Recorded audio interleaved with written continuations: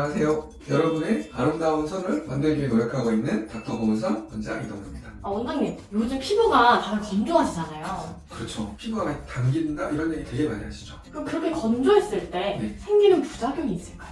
보습이란 얘기가 연결이 되는데요. 병원에 가도, 매스컴에 가도, 영상을 봐도 보습.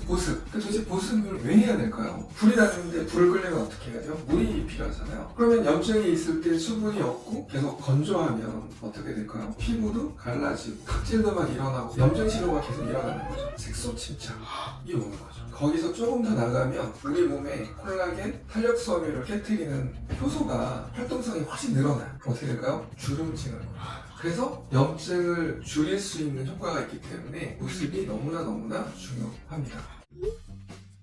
함습제라고 해서 수분을 머금는 성분이 있고요. 우리 몸에 수분이 날아가지 못하도록 이렇게 기름막을 이루는 밀폐제라는 게 있고요. 연화제라고 하는 게 조금 다른데 각질세포 사이사이를 메워주는 성분이 있어요. 진피에 콜라겐, 탄력섬유, 섬유화세포라고 하는 구조로 되어 있는데 그 사이사이를 메워주는 히알루론산이라고 하는 성분이 있어요. 그게 습윤제라고 해요. 히알루론산은 자기 몸무게가 1이라면 1000배의 물을 잡아당기는 힘이 있어요. 보습의 효과가 아주 강하기 때문에 히알루론산을 사용하고 있는 거고, 물이 많이 또 있으면 뭐예요? 금방 날아가면 안 되잖아요.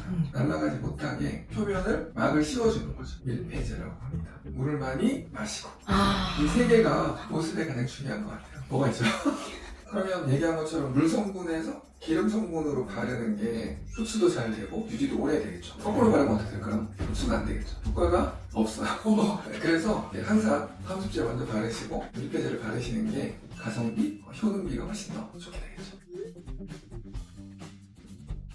많이 들죠.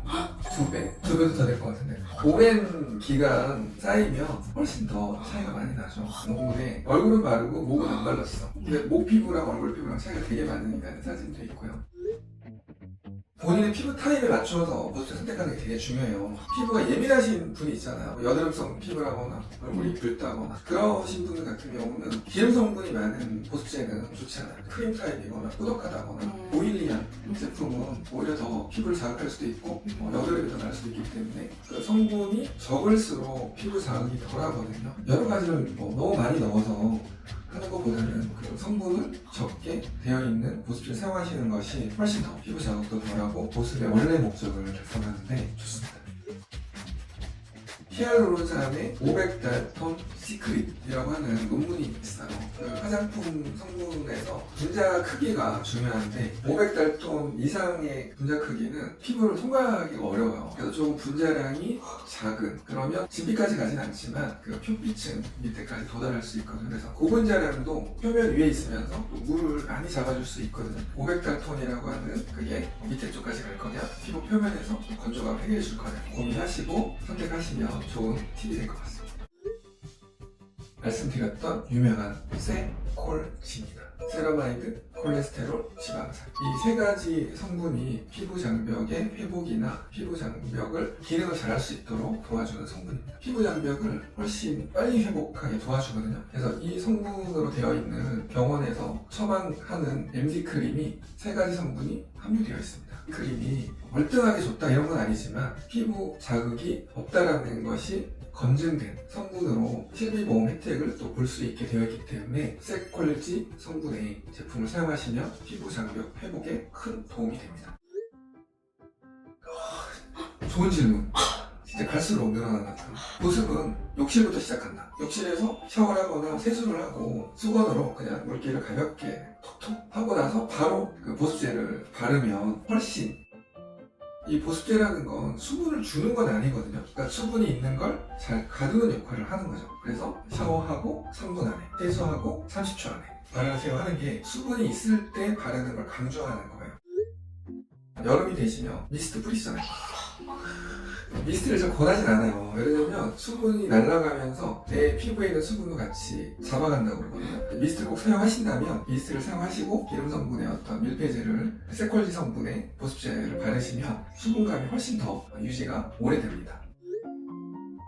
자주 바르면 좋고요. 보통 하루에 3번 정도? 그래도 건조함이 계속 있다면 사무실에도 넣고 집에도 넣고 욕실에도 넣고 본인이 수분감을 좀 느낄 수 있게 바르는 게 가장 중요합니다. 건조할 때 바르는 게 아니고요. 건조할 때는 이미 수분이 없는 거거든요. 건조하지 않을 때 바르는 게 좋은 거죠. 너무 건조해. 그러면 세안을 잠깐 하시고 물기를 좀 닦고 보습제를 바르시는 게 훨씬 더 좋은 팁이겠죠. 한 번 바를 때 막 너무 떡지게 두껍게 바르시는 것보다 얇게 여러 번 자주 바르시는 게 훨씬 더 효과가 좋습니다. 보습제를 흡수시키려고 막 하시는 경우가 있더라고요. 네. 그러지 않으셔도 되고요. 차라리 그냥 이렇게 바르시고 조금 이 시간을 좀 두시고 다른 걸 바르시면 훨씬 더 흡수가 원활하게 더 잘 될 것 같아요. 보습제를 바르는 유용한 팁. 보습제는 함습제부터 밀폐제를 바른다. 보습제를 바르는 타이밍은 욕실부터. 세수하는 그 순간부터 보습의 시작이다. 너무 여러 가지 제품이 섞여 있는 보습제보다는 성분이 단촐한 보습에 충실한 내용의 보습제를 사용한다. 그리고 피부가 예민하신 분이라면 피부를 자극할 수 있는 향료, 방부제, 성분이 없는 제품을 사용하는 것이 좋다. 보습은 세 가지다. 바르고, 막아주고, 많이 마시고. 이 세 가지면 끝! 주위에 건조함을 많이 호소하시는 분이 있다면 정보 공유해 주시면 좋을 것 같습니다. 그리고 이 영상 자체가 도움되셨다면 좋아요, 구독, 알람 설정은 의리입니다.